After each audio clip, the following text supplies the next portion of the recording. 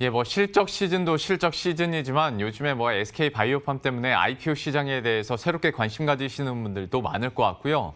SK 바이오팜을 놓쳤다면 다음 타자는 누가 될까라고 궁금해하실 분들이 많을 것 같습니다. 미리미리 총알 모아두시는 분들도 있을 것 같은데 오늘 IPO 시장에 대한 이야기들 그래서 한번 준비해봤습니다. CEO스코의 박주근 대표와 함께하도록 하겠습니다. 어서 오십시오. 네, 안녕하세요.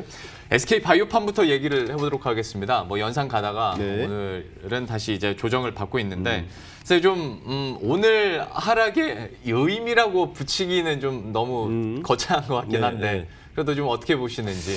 저는 두 가지 측면에서 좀 지켜봤습니다. 우선 그 시장의 유동성이 풍부할 때 예, 거래량에 따른 희소성의 원칙에 주가 나타났을 때 네. 시장이 어떻게 반응하는가를 이제 좀 트렌드를 좀 지켜보면 네.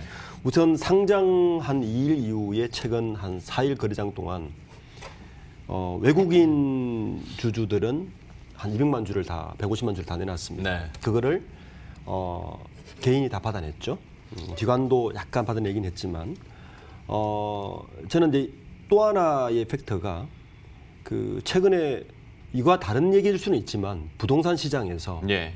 최근 그 20, 30대들의 절망감들이 이쪽 시장으로 몰린 것도 하나의 원인이라고 저는 일부러 판단했습니다.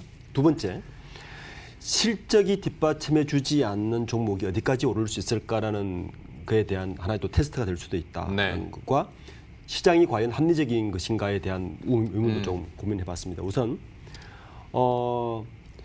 지금 SK 바이오품이 어제 종가 기준으로 16위를 했어요. 네. 예, 수급 시장에서 자산 규모가 79조인 포스코, 자산 규모가 552조인 KB금융을 앞섰습니다. 네. 물론 지난주에 그 테슬라가 판매량이 20배인 토요타의 시총을 앞선 경우도 있긴 하지만 시장에서 사실 SK 바이오팜은 그렇게까지 확대하기에는 조금 무리가 있지 않았나라는 걸 봐서 좀 시장을 좀 지켜봐야 이런 결론들을 우리가 좀 더 내릴 수 있을 것 같습니다. 그러니까 워낙 지금 SK 바이오팜이 가지고 있는 파이프라인도 풍부하고 그다음에 네. 미래 성장성이 돋보인다 하더라도 현재 어떤 재무 상태를 보거나 안 그러면 실적을 봤을 때는 약간 좀 과도하다라고 과도하다? 얘기를 네. 해주신 것 같고 네. 돈은 넘쳐나는데 투자할 때가 마땅치 않은 시장에서 얼마나 한 종목이 튈 수 있는가에 대해서도 얘기를 해주셨어요. 네. 3연상을 가고 어제 꾸역꾸역 상승세 계속 지키다가 오늘 장에서 이제 조정을 받고 있는데 이 다음 스텝에 대해서도 기사가 많이 나오고 많은 분들이 궁금해하세요. 네. 그래서 하반기 IPO 대여 또 남은 게 뭐냐? 제일 먼저 꼽히는 게 아무래도 빅히트 엔터지 않을까 싶은데 그렇습니다. 네. 좀 어떻게 보십니까? 여기도 한 몇 가지 관전 포인트가 있는데 첫 번째는 이 빅히트 엔터테인먼트의 기획사는 지금 우리가 소위 말하는 기획 3사인 네. 그 SM, 그다음에 YG, 그다음에 뭐 이런 거 JYP가 좀 다르게 봐야 되는 게 한 네. 가지가 있어요. 그건 뭐냐면 저는 빅히트 엔터테인먼트라는 기업은 어떻게 보면 플랫폼 기업이라고 봐야 됩니다. 왜냐하면 그 BTS가 나타나면서 아미라는 글로벌한 팬데믹을 가지고 있어요. 네. 강력한 그 플랫폼을 가지고 있기 때문에 사실은 국내 기획 3사와는 전혀 결이 다른 기업으로 봐야 된다. 예. 그래서 아마 기대하는 효과가 크다. 다만 오히려 코로나19로 인해서 이러한 것들이 오히려 지금 약점으로 꼽힐 수도 있다. 네. 왜냐하면 빅히트 엔터테인먼트의 가장 큰 매출액은 뭐 음반 판매량이나 컨텐츠 판매량이보다는 그 글로벌한 그 대형 이벤트형 콘서트거든요. 뭐 투어가 아무래도 그렇죠. 수입이 그게 많이 가장 잡히죠. 그 콘서트이기 때문에 그 콘서트를 뒷받침해주고 있는 풍부한 암이라는 시장, 예. 이런 것들이 사실은 매출의 가장 큰 운동력이었는데 코로나19가 일단 그걸 좀 막고 있다는 것이 가장 큰 아픈 부분입니다. 예. 두 번째는 이 엔터테인먼트사의 가장 큰 동력 중에 하나는 후속작이 있느냐에 대한 또 의문이 있습니다. BTS라는 강력한 후속작이 또 나올 수 있을까라는 의문점이 굉장히 들은 부분이거든요. 예. 그리고 기존의 BTS가 가지고 있는 아미라는 이 글로벌한 플랫폼을 후속 가수나 후속 아이돌들이 그 플랫폼을 이용할 수 있는가에 대한 의문도 사실 제시되거든요. 예. 그래서 이런 부분에서 봤을 때는 물론 시장의 유동성이 풍부해서 들어왔을 때는 IPO 시장에서는 대여급으로 물을 꼽힙니다. 그리고 시장 유동성에 뒷받침하면서 히트 칠 것도 분명하지만 향후 성장성에 대해서는 그런 부분들이 조금 고민해 봐야 되는 부분이 아닌가라는 부분도 있습니다. 물론 빅히트엔터에서도 이 부분을 알고 있겠죠. 그렇죠. 하다 보니까 지난해부터 뭐 게임사도 인수하고 다른 기획사도 인수하지만 BTS 효과가 워낙 크기 때문에 이거를 물려받을 수 있을 것이냐에 대한 고민은 계속 하게 될 수 그렇습니다. 있을 네. 것 같고. 그런데 앞에서 이제 SK 바이오판과 또 빅히트엔터 직접 비교하기는 좀 그렇습니다만 실적 면에서 비교를 해보자면 네. 여기는 지난해 기준으로 봤을 때도 기존에 성장이었죠. 기획사 3사 합친 것보다 더 많이 나오잖아요. 맞습니다. 여기는. 지난해 매출액이 무려 2018년 대비 95% 상승했습니다. 네. 그러니까 5,872억이었거든요. 그게 영업이익이 987억입니다. 그러니까 영업이익 20% 정도 영업이익이 난 거죠. 987억의 영업이익은 SM이 작년에 404억 영업이익이었어요. 네. 그다음에 JYP가 435억. 네. 그다음에 YG가 20억이었으니까 이 세 개를 합치면 859억이니까 네. 합친 것보다 100억이 더 그렇죠. 나온인데 사실은 매출은 사실 SM하고 비슷해요. 비슷했는데 영업이익률이 그만큼 높았다는 것이고 이 두 배 이상 차이가 나는 것은 기존의 SM이나 JYP나 이러한 우리 기획사들은 중국이나 일본, 특히 동아시아권에서의 어떤 플랫폼을 기반으로 사실 성장한 게 많거든요. 네. 근데 이제 이런 부분에서는 빅히트엔터테인먼트는 확실한 차별을 두고 있죠. 왜냐하면 남미, 유럽, 특히 미국 시장에서 강점은 굉장한 겁니다. 네. 그 미국 음반 시장이 전 세계 음반 시장의 반중 차지하기 때문에 미국 시장의 강점은 사실은 다른 기획 3사와는 확실한 차별을 두는 포인트이긴 합니다. 그렇지만 이제 이러한 그 강점이 이제 코로나19 상황에서 상장 이후에 어떻게 돌파할 것인가. BTS를 기반으로 예. 어떤 다른 성장 동력을 제시할 것인가는 사실은 굉장히 또 관심되는 두목이죠. 그러니까 참 좀 타이밍이 아쉬운 것 같아요. 좀 빨리 상장을 했더라면 빌보드 차트에만 올라서고 했을 때 어마어마했을 텐데. 어마어마한, 네, 예, 타이밍이 일이겠죠. 약간 좀 안 맞는 게 좀 아쉽긴 하고 또 코로나19가 터지다 보니까 이게 어떻게 변수로 작용할지는 한번 지켜보도록 하죠. 또 한 종목 거론 많이 되고 있는 게 카카오 게임즈입니다. 네. 여기는 좀 어떻게 보십니까? 우선 카카오 게임즈는 한번 실패 사례가 있었죠. 네. 2018년 6월 달에 상장을 추진했는데 사실은 그때 회계 감리 작업이 지연되고 생각보다 가치가 한 1조도 안 되는 가치로 인해서 굉장히 실망스러웠던 적이 한번 있었습니다. 요게 이제 그때의 실망스러웠던 부분은 딱 한 가지였습니다. 사실은 그 기존의 다른 게임사들에 대비해서 게임의 컨텐츠가 너무 캐주얼했어요. 사실은 게임사들의 어떤 수익 모델은 MMORPG나 그러니까 PC, PRG 같은 프로그램이 중증도 높은 고객군들이 계속 돈을 쓰게끔 하는 어떤 플랫폼 있을 때 수익률이 극대화되는데 네. 이 캐주얼한 게임들은 스팟성으로만 계속 발생하는 수익성이라서 실제 이 카카오 게임즈의 실적을 보면 카카오가 인수했던 다운게임즈의 초기에 매출이 1,000억이었어요. 네. 1,016억이었는데 그때 영업이익이 101억이었어요. 그러니까 한 10% 정도 영업이익이거든요. 사실 예. 게임사들의 영업이익은 거의 30%를 다 상회합니다. 예. 그리고 실적은 계속 2배씩 성장했어요. 17년에 2,013억 매출이 그리고 2018년에 4,200억.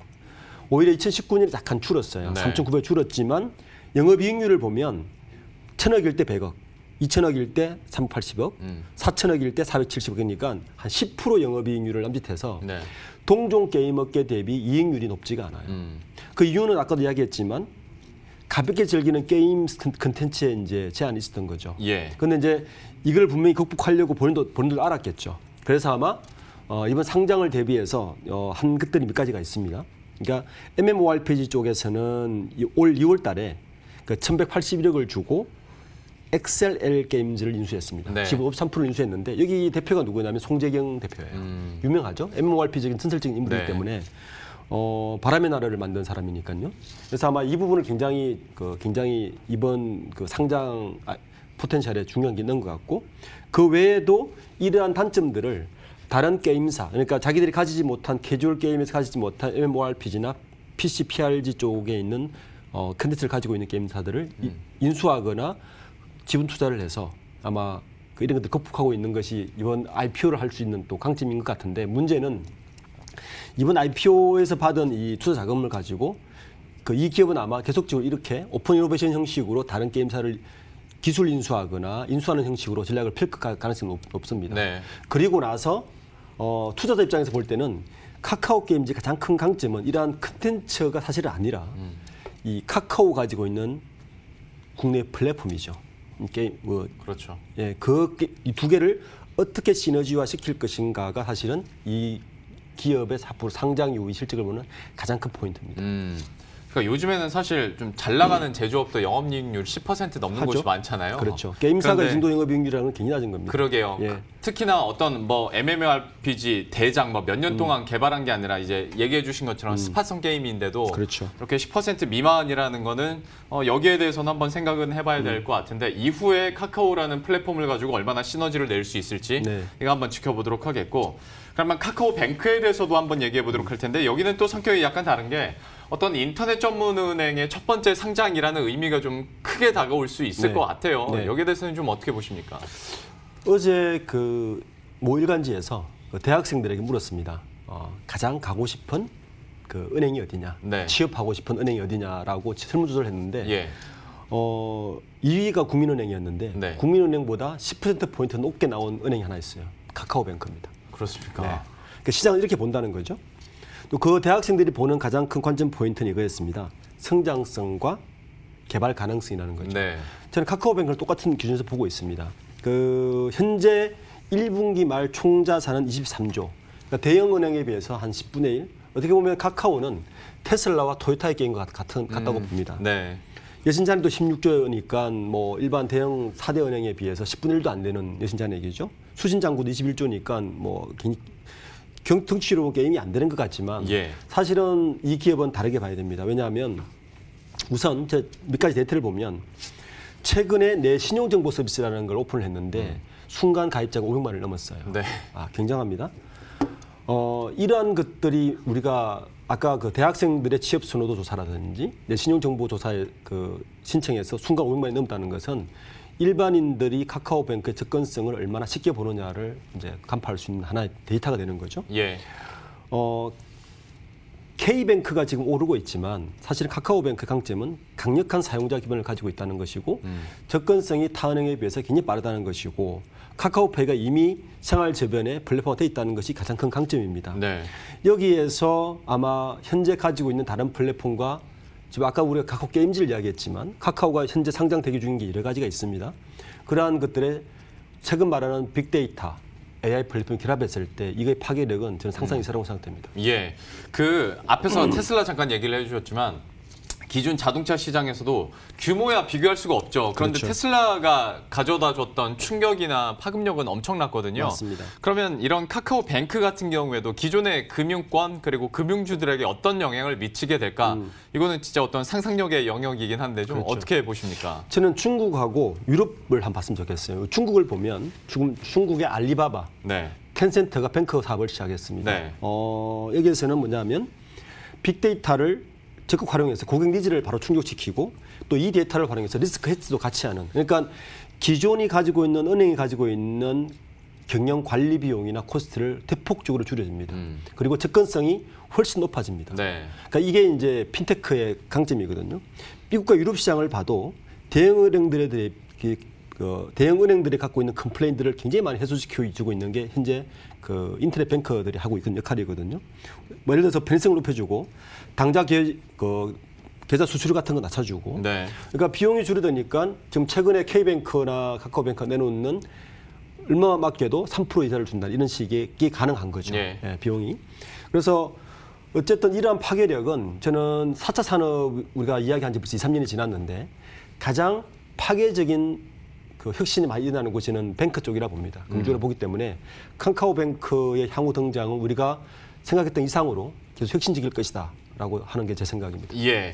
카카오뱅크에 대해서 살펴봤고 IPO에 대해서 얘기를 계속 하다 보니까 특히 SK바이오팜이 이번에 대박을 치고 나서 다음 타자 특히 SK 내에서 네. 어디가 있느냐? SK 매직이 가장 많이 꼽힙니다. 그렇습니다. 워낙 렌탈 시장도 확장을 하고 있을 뿐더러 네. 여기는 이 기업이 가지고 있는 점유율도 꽤 높으니까요. 좀 어떻게 보십니까? 우선 렌탈 시장 전체를 한번 보겠습니다. 렌탈 시장이 8년 전 2012년도에 한 4조 정도 됐어요. 네. 4조 60조 됐는데 작년에 12조라고 그랬는데 올해 예상되는 시장이 즉 코로나19 때문에 이게 더 커졌습니다. 18조 5천억인데 실제로는 더 커질 것 같아요. 그 기업 렌탈까지 시장까지 포함하면 40조 규모 네. 시장이거든요. SK 매직이 가지고 있는 렌탈 규모는 한 2조 정도가 안 되기 때문에 렌탈 시장에 대한 성장성은 저는 있다고 봅니다. 그리고 이 IPO를 통해서 받은 이 수혈된 이 자금을 가지고 훨씬 더 다양한 또 렌탈 서비스가 가능하기 때문에 예. 렌탈 서비스 시장에다가 기존의 코웨이가 가지고 있는 렌탈과는 뭐 겹치는 부분도 있긴 하지만 대기업의 브랜드 파괴력과 자금력, 그다음에 네트워크 이런 걸 통한다면 어느 정도 성장성도 예상되는 부분이 렌탈 시장을 봅니다.